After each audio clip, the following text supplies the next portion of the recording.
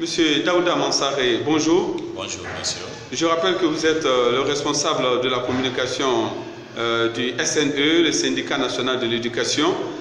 Aujourd'hui, ça ne va pas entre vous et le SLEG par rapport à la mise en place de la commission qui doit travailler pour l'assainissement du fichier de l'éducation.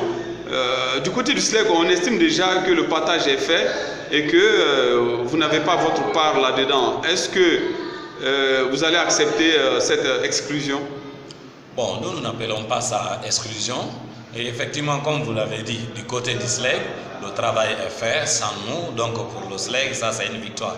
Ils oublient que nous n'étions même pas en guerre. S'ils pensent que c'est une victoire, et on se demande qui est vaincu. Dans la mesure où le syndicat national de l'éducation a déjà reçu le même courrier que le SLEG possède et le même courrier que les autres structures syndicales possèdent, signé par le ministre du Travail. Donc par conséquent, nous nous sentons effectivement forts sur le terrain et nous nous sentons effectivement membres intégrants de la structure qui doit, comment dirais-je, subvenir à l'assainissement de notre fichier, c'est-à-dire le fichier de l'éducation nationale. Alors, certains se posent la question de savoir pourquoi vous voulez forcément participer à cette opération d'assainissement alors que le SNE n'était pas en tout cas pour les différentes réclamations qui ont été faites par le SLEG. Oui, parce que les accords le permettent. Les accords ont dit que le recensement ou s'il faut l'assainissement des fichiers doit avoir lieu avec toutes les structures syndicales. Eh bien, le syndicat national de l'éducation étant une structure reconnue par le Bureau international du travail, par l'Assemblée nationale guinéenne, par le gouvernement guinéen, donc par conséquent, si la loi nous permet d'être membre de cette structure qui doit assainir, nous devrions être là. Parce que ce que la loi permet est également un droit. Et nous sommes aussi des enseignants. Donc la vie du milieu scolaire nous intéresse à plus d'un titre.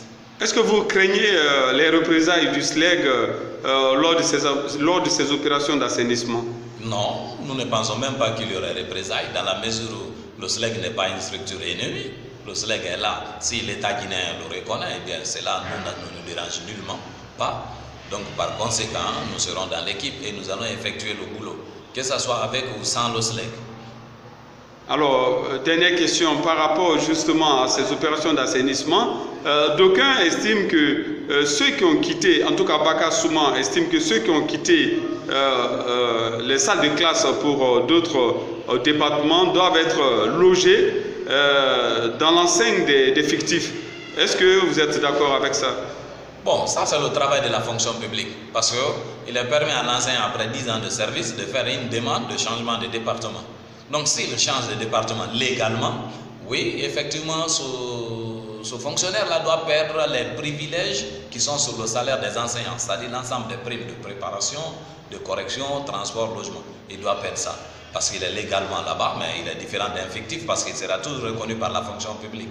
Et également maintenant ceux qui sont rentrés par la petite porte, ceux qui ont des matricules fantômes, c'est effectivement ces personnes-là qui seront totalement exclus du fichier de l'éducation. Donc par conséquent, il faut voir que même ceux qui ne sont pas en situation de classe et qu'ils sont toujours enseignants, à savoir les DCE, DP, inspecteurs et autres membres du bureau, ils doivent perdre les privilèges qui sont sur le salaire de celui qui est en situation de classe. Et même lui, Abouakar Souba, il a arrêté d'enseigner depuis 2003. Il reste enseignant membre de l'éducation, mais il n'est pas en situation de classe. Donc lui-même ne doit pas bénéficier du prime de crédit, du prime de préparation, et il ne doit pas bénéficier du prime de transport qu'un enseignant en situation de classe doit avoir. Donc lui-même, il est concerné par ces opérations d'assainissement? Il est concerné par l'opération. Il n'est pas fictif, mais on doit le remettre dans les cadres. Il n'est pas en situation de classe depuis 2003. Merci, M. Mansaré. Je vous remercie.